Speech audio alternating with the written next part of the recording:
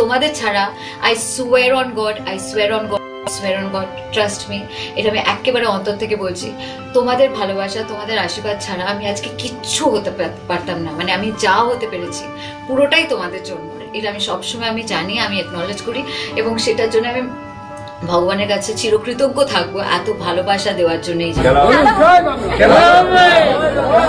নতুন করে আমি যে বলবো যে ভোট দিতে, সেটা আমার মনে হয় চাইতে লাগবে না, কারণ উনি এমনি এখানকার মানুষজনকে এত ভালোবেসে অবশেষে তৃণমূল থেকে পদত্যাগ করলেন অভিনেত্রী কোয়েল মল্লিক। ভোটের আগে প্রচুর জায়গায় প্রচার এবং নতুন সংসদ হিসাবে নাম লিখিয়েছিলেন অভিনেত্রী কোয়েল মল্লিক। এর আগে কোনো রঙে তাকে দেখা যায়নি, তবে এবছর তাকে দাঁড়ানোর পরই একেবারে গোহারা হেরেছে তৃণমূল এবং মুখ্যমন্ত্রীও বদলে গেল। তৃণমূলের আর কোনো অস্তিত্বই রইল না। অবশেষে নিজের প্রাণ বাঁচাতে এবার রিজাইন দিল তৃণমূল থেকে অভিনেত্রী কোয়েল মল্লিক। তিনি জানিয়ে দিয়েছে, আমি যেখানে গিয়েছিলাম সেটা সাকসেস হয়নি, তবে আমি এখন আর কোনো পদে থাকতে চাই না। আমি যেই জায়গাটা থেকে উঠে এসেছিলাম আমি সেখানেই ভালোভাবে কাজ করতে চাই, অভিনয়টাই আমার দ্বারা সম্ভব, এই বলেই তিনি তৃণমূল থেকে রিজাইন দিলেন।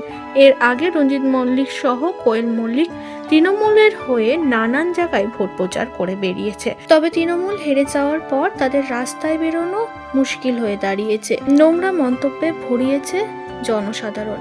রঞ্জিত মল্লিক একটা জায়গায় জানিয়েছে যে আমি কখনো এবছরের মতো খারাপ ভোট প্রচার এবং খারাপ পরিস্থিতি দেখিনি।